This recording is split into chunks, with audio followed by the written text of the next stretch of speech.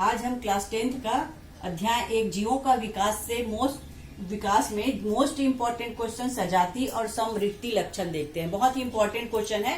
इसमें डिफरेंस या अंतर भी आता है। इस क्वेश्चन में सजाति लक्षण और समवृत्ति लक्षण में अंतर बताइए, या सजाति लक्षण या समवृत्ति लक्षण को समझाइए। तो पहले देखते हैं सजातीय लक्षण। सजाति लक्षण को कहते हैं होमोलॉगस कैरेक्टर।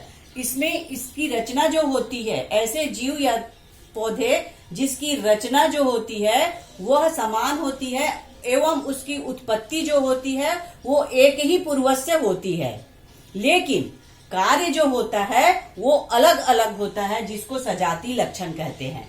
उदाहरण से हम समझते हैं, एक ही उदाहरण काफी है इसके लिए।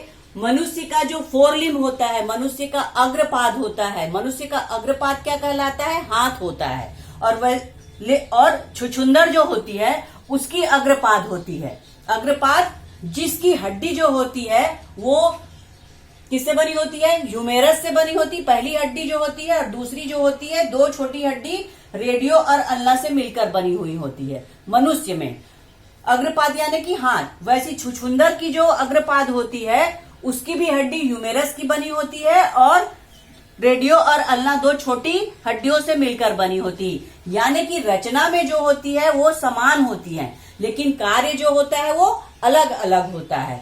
मनुष्य का हाथ क्या कार्य करता है आपको पता है, और छुछुंदर का अग्रपाद क्या करता है वो भी पता है। वैसे ही पौधे का अगर हम उदाहरण देखते हैं तो आलू जो है और नींबू का जो कांटा है, ये जो होती है तने की नोट्स, तने की जो पर्व है उससे बनी हुई होती है, लेकिन कार्य क्या होता है? आलू जो है वो कंद है और नींबू का जो कांटा है वो कांटा है। तो परिभाषा कैसे लिखेंगे? ऐसे जीव जिसकी रचना एवं उत्पत्ति जो है एक ही पूर्वज या एक ही एंसिस्टर से हुई है, लेकिन कार्य जो होते हैं वो अलग अलग होते हैं, उसे सजाति लक्षण कहते हैं। जस्ट अपोजिट समवृत्ति लक्षण क्या कहलाता है?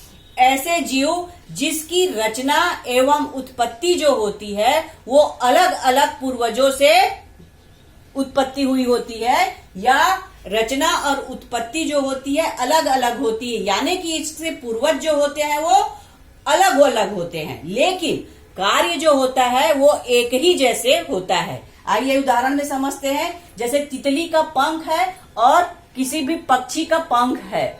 इसका तितली का जो पंख जो होता है वह त्वचा से बनी हुई होती है। वैसी पक्षी का पंख जो होता है ये किससे बनी होती है? पक्षी के अग्रपाद से बनी हुई होती है। यानी कि क्या है? कार्य तो अलग है, दोनों जो है उड़ने का कार्य करता है, लेकिन इसकी रचना जो होती है वो अलग अलग होती है। यानी उत्पत्ति जो होती है अलग अलग पूर्वजों या एंसिस्टर से होती है, जिसको समवृत्ति लक्षण कहते हैं।